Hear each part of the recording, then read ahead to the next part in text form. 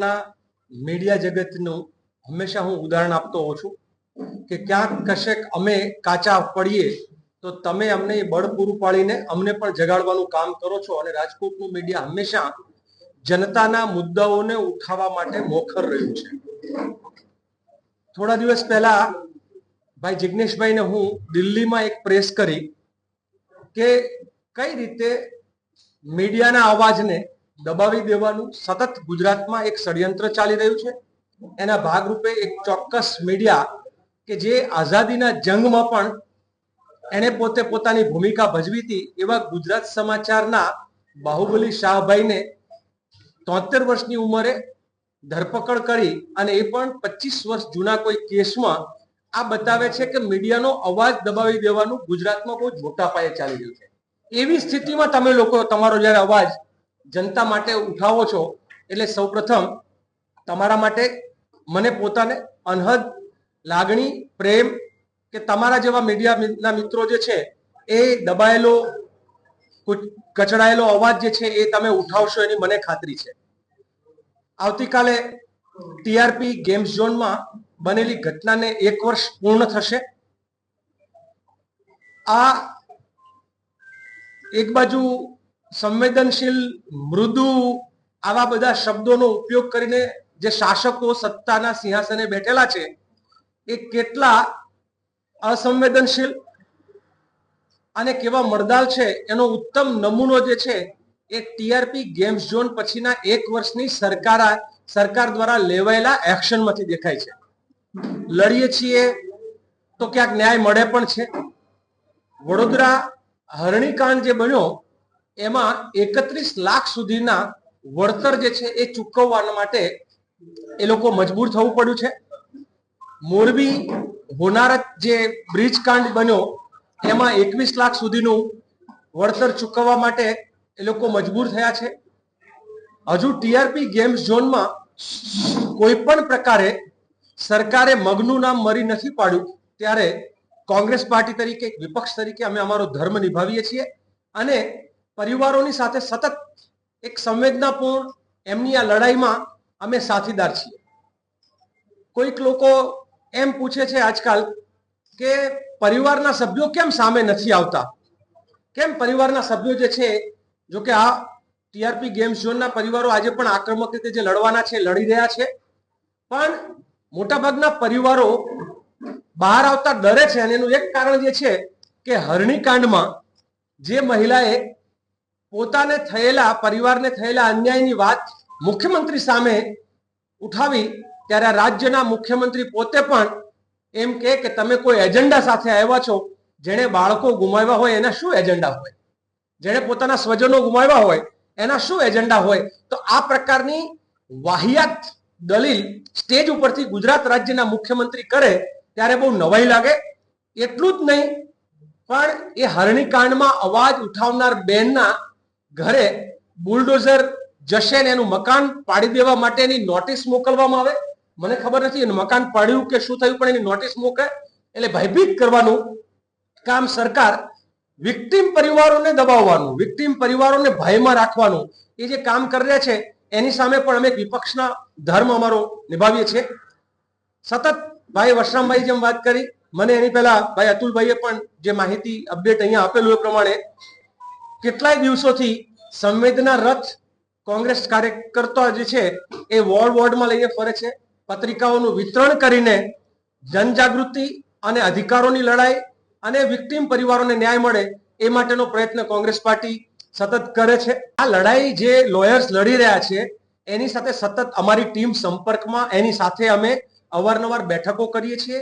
એ લોકો જેમ હરણીકાંડમાં, જેમ મોરબીવાળા ઘટનામાં અને રાજકોટમાં આ ત્રણેય ઘટનાના જે લોયર્સ છે એ લોકો સાથે મળીને એમની સાથે શું ઘટે છે, ક્યાં પહોંચ્યું છે, કેસનું ફોલોઅપ લેવાથી લઈ અને ક્યાંય કશે આમાં કચાશ ના રહે એના માટે જે છે સતત અમારી ટીમ સાથે છે। 15 લોકો આરોપી 15 હતા, એમાંથી 4 ને તો જામીન મળી ગયા, જે બાકીના છે એ તો હવે જે કાયદાકીય રમત જે કરવામાં આવતી હોય છે, ડિસ્ચાર્જ અરજી ને જામીન અરજી ને એ બધું ચાલી રહ્યું છે। એનાથી આગળ તો કોઈ કાયદાકીય પ્રક્રિયા નથી થઈ, કાઈ નથી।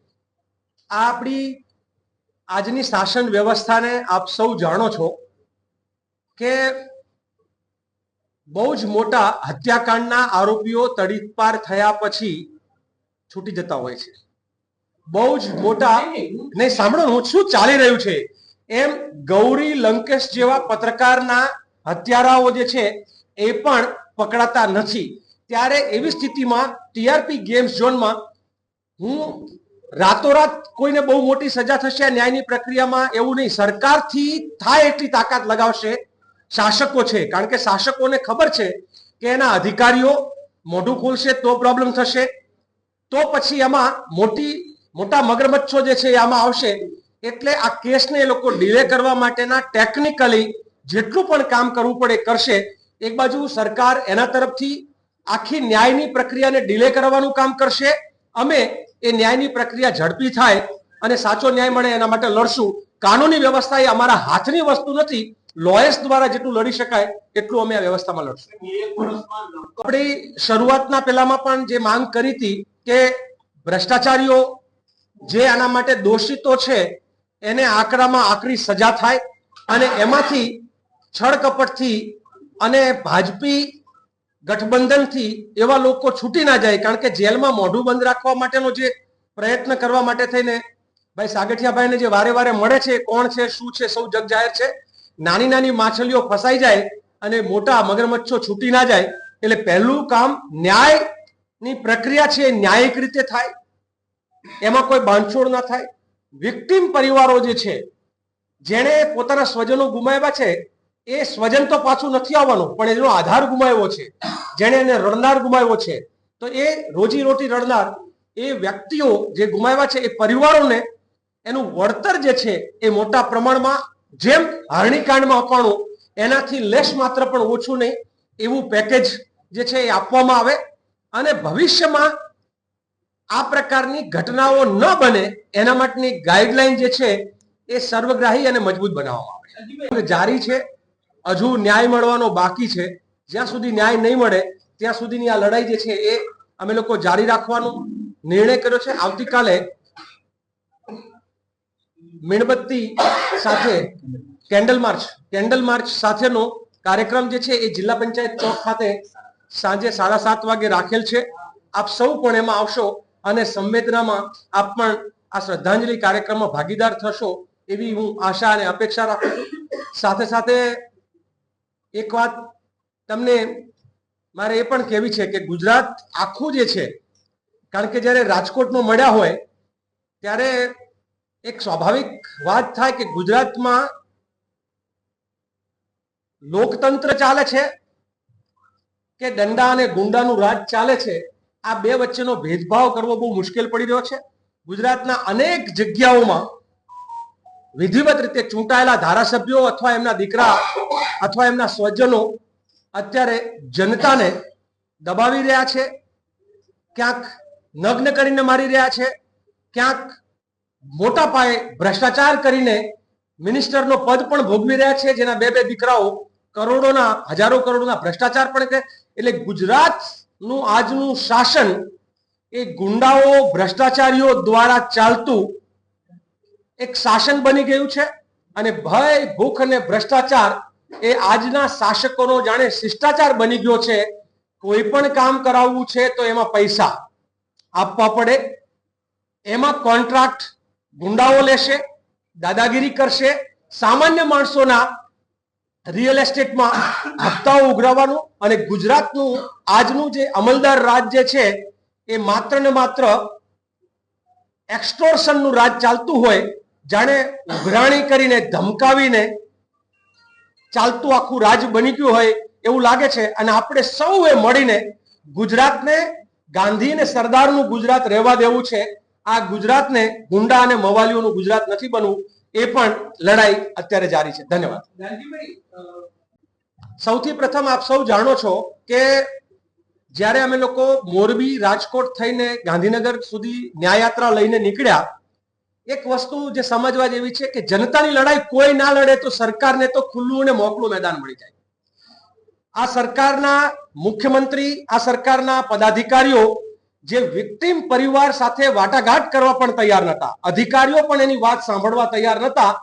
જ્યારે માન્ય રાહુલ ગાંધીએ એમની સાથે વિડીયો કોન્ફરન્સ કરી અને પછી અમદાવાદમાં વિક્ટીમ પરિવારો સાથેની જ્યારે સંવાદ થયો ત્યારે સરકાર જે છે બેબાકડી બનીને દરેક વિક્ટીમ પરિવારના ઘરે ઓથોરાઇઝ અધિકારીને મોકલીને એમને કઈ રીતના શું વળતર આપશે, કેસ કેવી રીતે ઉકેલાવશે, કેવી રીતે ઝડપી, એટલે સરકાર પોતે એ વિક્ટીમના પરિવારો શોધતી થઈ જાય એ સૌથી મોટી સફળતા છે. નહીં તો વિક્ટીમનું આ ગુજરાતમાં સાંભળે છે કોણ? એટલે કોંગ્રેસ પાર્ટી જે છે એ વિક્ટીમની સાથે રહીને કાનૂની લડાઈ અને પોલિટિકલ લડાઈ બંને લડવાનું જે છે કામ જારી છે. કોંગ્રેસે અત્યાર સુધીમાં રાજકોટ યાત્રી ગેમ ઝોનમાં કેટલા પુરાવા એકત્ર કર્યા કે જેના કારણે આરોપીને સજા? બહુ સરસ. આ કામ મને લાગે છે કે આપણે કોંગ્રેસ પાર્ટી એ પક્ષ તરીકે ભાજપ સાથે સંકળાયેલા છે તો કાંઈ તો પુરાવા તમારે એકત્ર કરવા 1 વર્ષની ફરજ બને છે. 1 વર્ષમાં એને જ્યાં જરૂર છે ત્યાં અમારા વકીલોને અમારે જે ડિટેલ પહોંચાડવાની હોય એ પહોંચાડીએ છીએ.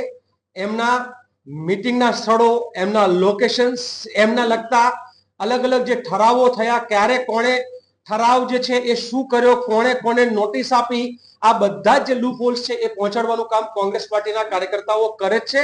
પણ એક વકીલ અને કોંગ્રેસના કાર્યકર્તા વચ્ચેનું છે.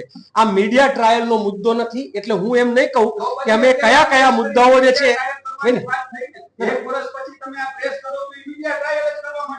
ના, હું નથી માનતો કે મીડિયા ટ્રાયલ છે. ના, હું આને મીડિયા ટ્રાયલ એટલે નથી ગણતો, કારણ કે અમારી લડાઈ અમે કઈ રીતે લડીએ છીએ એની હું વાત કરી શકું. અમે શું માહિતી પહોંચાડી રહ્યા છીએ એની વાત હું જાહેરમાં કરી જ ના શકું, કારણ કે એક જાહેરાત એવી પ્રકારની વાત કરવાથી અમારા સોર્સિસ જે છે એ પણ અમને માહિતી આપવાનું બંધ કરે.